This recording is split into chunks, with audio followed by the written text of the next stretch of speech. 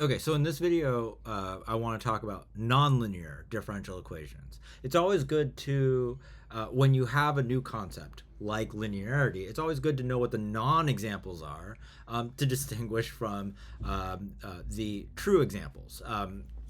That's true just generally, right?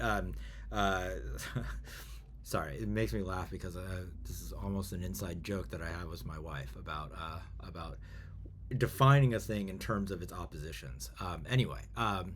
So we can get a better understanding of linearity by understanding examples of nonlinear differential equations. Let me just write down some simple examples. We'll keep it relatively short.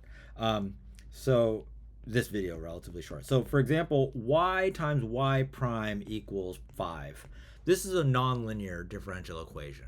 And the reason is because you can see that it sort of mixes up the zeroth derivative of y, namely y, with the first derivative of y, namely y prime. They're being multiplied together, and this is a highly nonlinear thing to do. All right. Another example might be something like e to the y time or e to the y prime equals 6. This is certainly a differential equation. It involves a derivative, y prime, but this y prime is being shoved into this function, which is highly nonlinear, the exponential function. Okay, and these are very artificial examples, I have to admit. I mean, I'm making them up on the fly, but there are very important examples of nonlinear equations which arise in, for example, physics, basic physics. So, for example, there's something called the pendulum equation.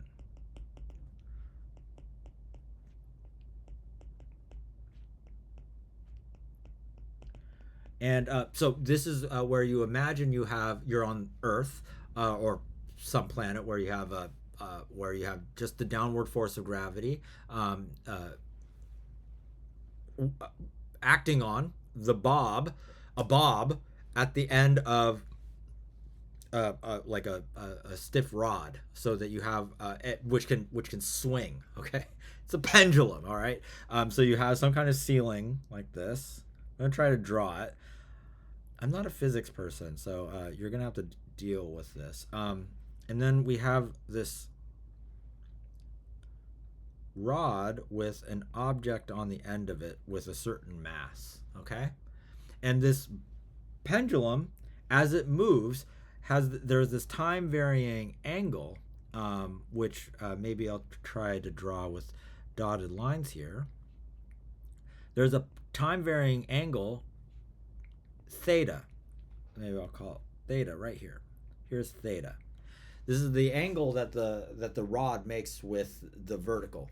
Okay, we have this force acting on this guy, going straight down, of mass times the acceleration due to gravity, pointing straight down. And of course, there are, and this is very common to do when you are analyzing something like this. There's the um, tangential component of the force, which points in the direction of its travel. So you have this sort of, it's pointing in this direction, and you have the I don't know what you would call it, the direction along the direction of the rod, something like that. And you do trigonometry, because it ends up being, of course, the case that this is the same theta. Okay, this ends up being I think mg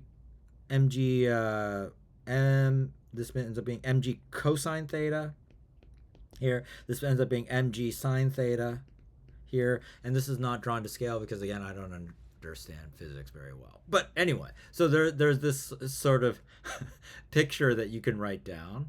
And then you can think about what the acceleration of this thing is. Anyway, you do all of this work and you come up with, in the end, an equation, a differential equation involving theta, which is called the pendulum equation.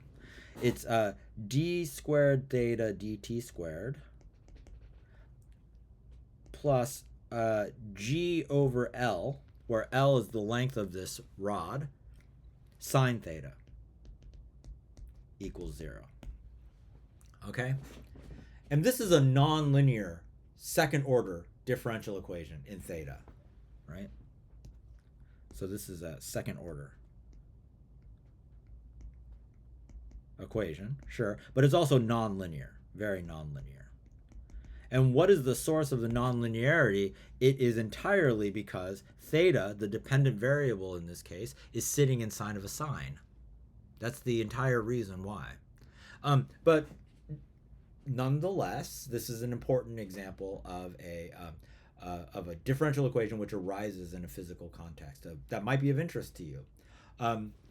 Now, I will say that one thing that sometimes is tempting to do, and actually engineers and physicists do this sort of thing often, is to make certain linear approximations to things like to nonlinear terms like the sine theta that we see in the pendulum equation. So maybe you recall from your first semester calculus days that if you draw the graph of sine of x, I don't know, maybe it looks something like this. It looks like it goes up and then I'm really bad. Oh my gosh, it's hard to draw with this Apple pencil.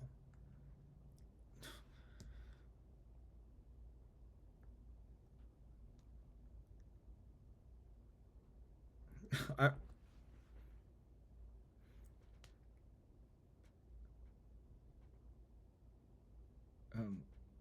yeah. I feel just despair. Okay, just despair because I want to make a beautiful picture, and the beautiful picture is in my head. Okay, but I can't seem to get it out into my hands bones. They don't want to cooperate. Okay, this is y equals sine of x. Pretend. Okay, can you pretend for me that this is y equals sine of x here? Then you learned at some point in your life how to find a linear approximation to this nonlinear thing at zero. You learned how to find its tangent line. And I'm not a good drawer. So you're going to have to just believe me that this ends up being the equation y equals x. All right? So one way that you can interpret this is that the state of affairs is that if x is very, very small, that is to say close to zero, if you are very, very close to zero, so you magnify, you zoom in on what's happening at x equal to zero, sine of x and x look very, very, very similar. In fact, in the limit, this is the whole point about the derivative, in the limit they look identical, okay? If x is small, sine of x is approximately equal to x, is the sort of way that this fact is often presented. All right, so that when theta is small, assuming theta is not too big, then what often happens is that you remove the nonlinearity in this pendulum equation by replacing the sine of theta by just merely theta. Then all of a sudden, and you should check this for yourself, this becomes a linear, second order linear differential equation with, in this case, constant coefficients, okay? And this is the kind of equation that we will be able to solve and understand fully, but not now. That's a I want to say 3 weeks from now or maybe 4 weeks from now type problem for us, okay? But we will learn. Okay, so nonlinearities do arise. They happen when you're mixing together y's and y primes and y double primes in the same term. And they also happen when you stick things into highly nonlinear functions like the exponential function or sine functions or whatever. Okay, that's enough. That's more than enough. Okay, so long.